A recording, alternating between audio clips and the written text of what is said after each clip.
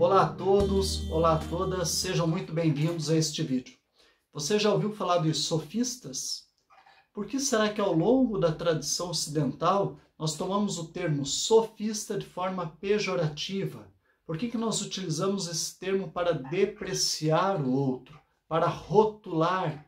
Por que é que Sócrates e Platão nos ensinam que os sofistas são pessoas pouco confiáveis e inimigas da verdade? Bem, se nós queremos compreender o papel dos sofistas na formação da identidade ocidental, nós teremos que retroceder um pouco no tempo e voltar para a Grécia do século V a.C., de modo muito especial em Atenas, que está vivendo neste exato instante uma verdadeira revolução cultural e política. Atenas é uma grande metrópole e neste momento ela começa a receber vários fluxos migratórios, de modo muito especial de pessoas que fogem da Magna Grécia e se destinam para Atenas. É nesse instante que a democracia grega começa a se consolidar. E é também nesse instante que os sofistas começam a dar os seus primeiros sinais de vida. Nós sabemos que o século VI a.C. é marcado pelo surgimento da filosofia. É nesse instante que os primeiros filósofos começam a se perguntar a respeito da origem da natureza, ou seja, pela arqué da physis. Qual é o primeiro elemento a partir do qual tudo se constitui, a partir do qual tudo foi feito? Então nós temos ali uma série de filósofos no século VI a.C. que buscam a chamada arqué da physis, origem da natureza. Poderíamos lembrar do Tales, do Anaximandro, do Anaxímenes, cada qual desenvolvendo a sua investigação sempre voltado para a natureza. Essa é a fase cosmológica da filosofia.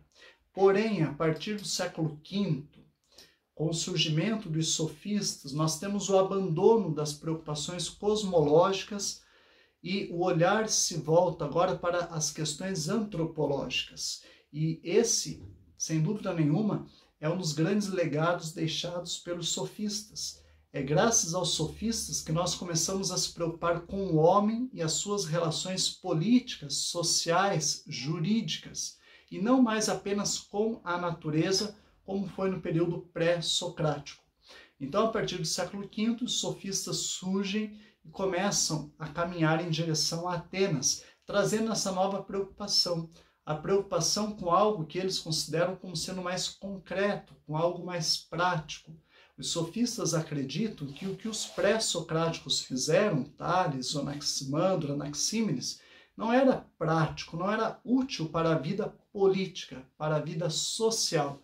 E agora os sofistas querem ofertar para a sociedade algo mais prático, que é, sobretudo, a arte da retórica. Os sofistas eram mestres de retórica, eram considerados homens cultos, bons oradores, sábios de fato.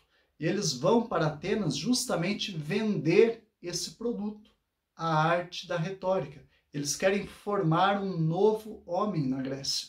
Esse novo homem será formado por meio da retórica, será um cidadão político, mas um cidadão político que desempenha de forma formidável a retórica.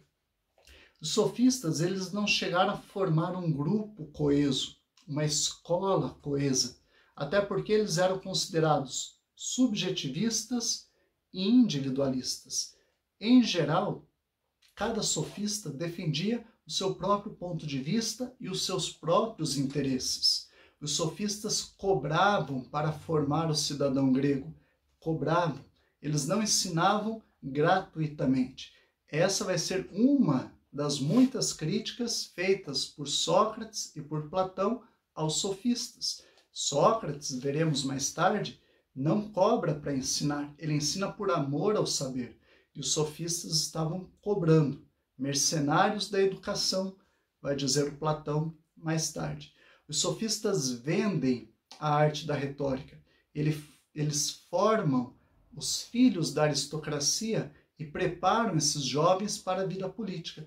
Por que isso é tão importante? Porque no século V, a Grécia está abandonando o regime aristocrático e está consolidando o regime democrático. Ou seja, até então a Grécia ainda se organizava, se constituía politicamente de forma aristocrática. Algumas famílias, alguns grupos governavam a polis. Mas daqui para frente se consolida o modelo democrático, e não é uma democracia qualquer. Na Grécia está nascendo e se consolidando agora uma democracia direta. Não é um sistema representativo como nós temos hoje em boa parte do mundo. Ali, naquele instante, o modelo era o modelo de democracia direta, ou seja, você, enquanto cidadão, você deveria participar do debate político. Você não poderia eleger um representante para falar em seu nome. Se você é um cidadão, se você quer ser reconhecido enquanto tal pelos seus pares, você tem que ir no espaço público, na assembleia, na ágora. E lá na ágora você tem que debater política, ou seja, tem que fazer uso da palavra. Só é cidadão, portanto, a partir do século V, aqueles homens que fazem uso da palavra, que têm tempo livre para debater questões políticas, de tal modo que mulheres, escravos, colonos, estrangeiros, crianças não são cidadãos. Só é cidadão esse homem do sexo masculino que tenha propriedades, que seja filho de pai e mãe ateniense e que tem tempo livre, que tem condições de deixar as suas atividades, o seu labor, o seu trabalho e se direcionar para a ágora para debater questões políticas. E se eu tenho que fazer uso da palavra para ser reconhecido como cidadão, se faz fundamental nesse momento a retórica, a arte da persuasão. Eu preciso ter condições de argumentação para convencer, para persuadir os ouvintes.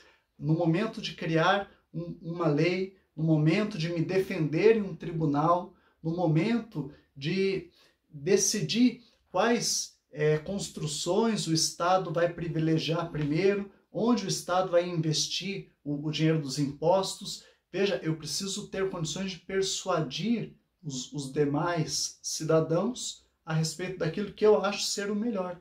E é isso que os sofistas fazem. Eles vão ensinar para os filhos da elite como persuadir. Por isso, eles são mestres de retórica e estão lá vendendo este saber. Eles competiam entre eles, né? Porque cada qual queria ter um maior número de alunos.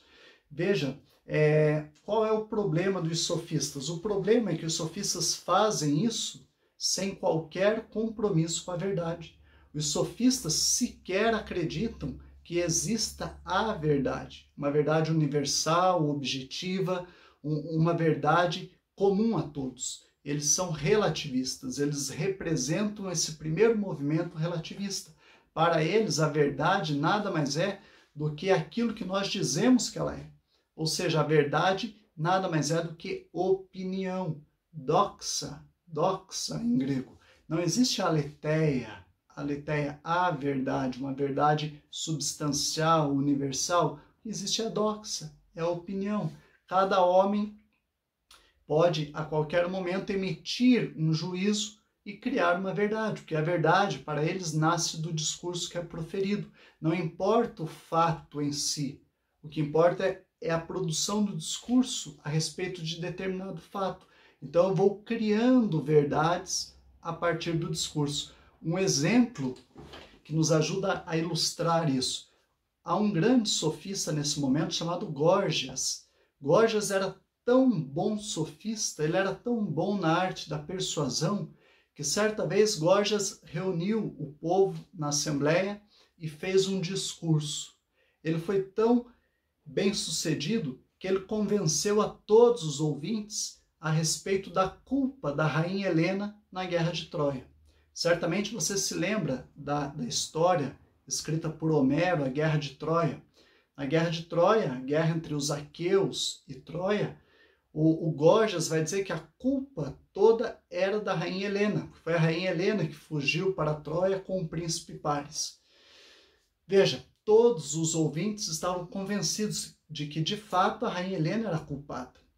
No dia seguinte, o Górgias reuniu o mesmo povo que estava no dia anterior e proferiu outro discurso, tentando provar que a rainha Helena era totalmente inocente a respeito daqueles eventos que levaram à Guerra de Troia. E por incrível que pareça, todos os ouvintes saíram dali crendo firmemente que a rainha Helena era inocente. Veja, é esse o trabalho dos sofistas, a arte de persuadir. Então não importa se a rainha Helena é culpada, se é inocente, o que importa é o que nós vamos dizer a respeito disso, a respeito do fato concreto.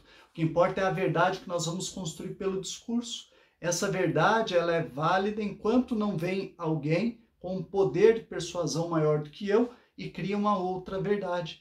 Não à toa, os sofistas serão considerados os primeiros advogados da história, porque eles vão ensinar o cidadão grego a como se defender no tribunal, como defender os seus interesses, o seu ponto de vista em um tribunal ou em uma assembleia reunida.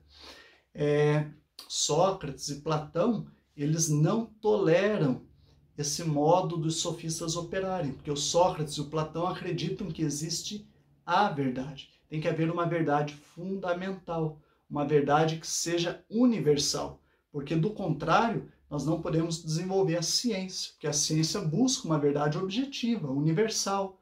Se eu digo, por exemplo, que a água é constituída de hidrogênio e de oxigênio, isso tem que ser universal, não pode ser válido só para mim. Agora, para os sofistas, tudo é relativo. Pode ser, mas pode não ser. Porque como vai ensinar Protágoras, que é um dos maiores sofistas, talvez o iniciador do movimento dos sofistas, Protágoras vai dizer assim: o homem é a medida de todas as coisas.